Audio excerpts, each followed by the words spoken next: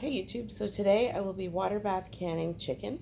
I've got a little bit more than 10 pounds here that I'm going to be canning today, and I've already washed the chicken with a little bit of water and vinegar, let it soak and rinsed it down.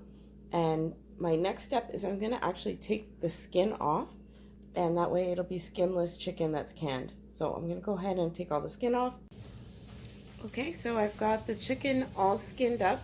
I've got that separately over here on a plate, which I'm going to use this for something else in a future video. But this here is my chicken already skinned and cleaned in the jars, ready to go. These are the wide mouth jars. I find wide mouth jars are the easiest to use when canning something like chicken because it's nice and easy to place them inside and to get them out. I ended up fitting about 7 pieces in each and every one of these jars, and one of them has 8, and it's easier to fit 7 than 8. I'm going to go ahead and add water. Now this step, I think it could be omitted. I've only ever pressure canned chicken. So pressure canning, you can actually pressure can chicken just by itself because it'll create its own juices and rise up inside of the jar. I'm going to take 3 of these jars.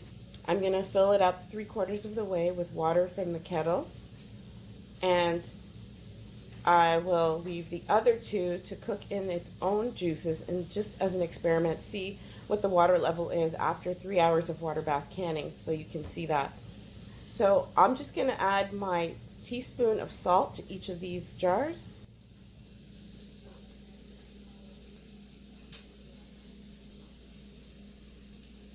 And now I'm going to add water to the 3.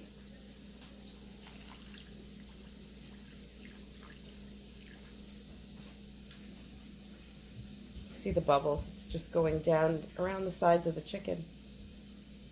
I will get out a butter knife after just to push down the sides and debubble it because of the fact that it will be holding big bubbles in here. And the 3rd one.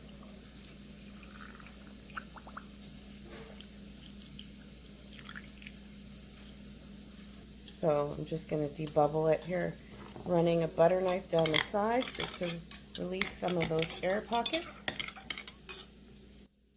Wiping the rims with a vinegar rag.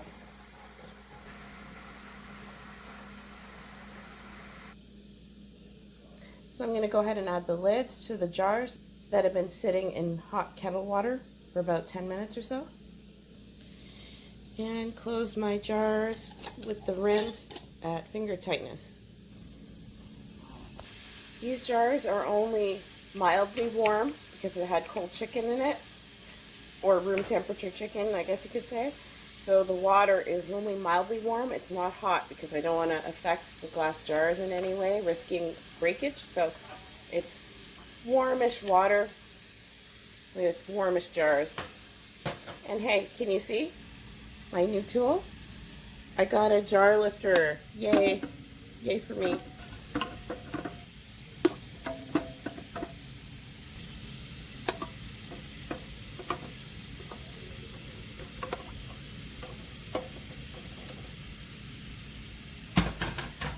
Okay, so we'll just let this get to temperature. I'm going to add a little bit more warm water to this canner because it's not quite up to the level yet.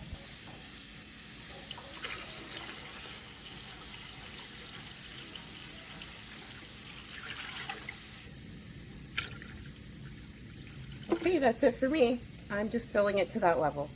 And I'm going to wait for it to get to a rolling boil, and I'll start my timer for 3 hours. And a splash of vinegar to keep the outside of the jars looking clean. Okay, so here it is after the canning process, and sealed. Just holding, just checking for seal, and yeah, you can see here there's not a whole lot of difference actually. I could feel that there was a little bit of spillage because the outside of the jar is a little bit slippery, so I could tell there's a bit of grease. It did have what they call spillage happen with the temperatures and the liquids boiling over inside and out inside the pot. As long as it seals, you're good to go. Sometimes that does happen. There's sometimes oils and liquids that do spill out from the jar that you've got canning. But in terms of the ones that didn't have liquid, you can see here, this one, where the line is where its own juices were created up to that point. So that's not bad. And then this one, I think, is the other one. So the water level isn't very high. But you can see here, because of the spillage, these ones aren't much different, really. If you put them side by side, the one that had water added and the one that didn't, it's not really a huge difference. Take this off. You can see. So once this is completely cooled down, just checking again for seals, and once it's cooled down, I'm just going to go ahead and put these in the cupboard. So that's it. How to water bath can chicken.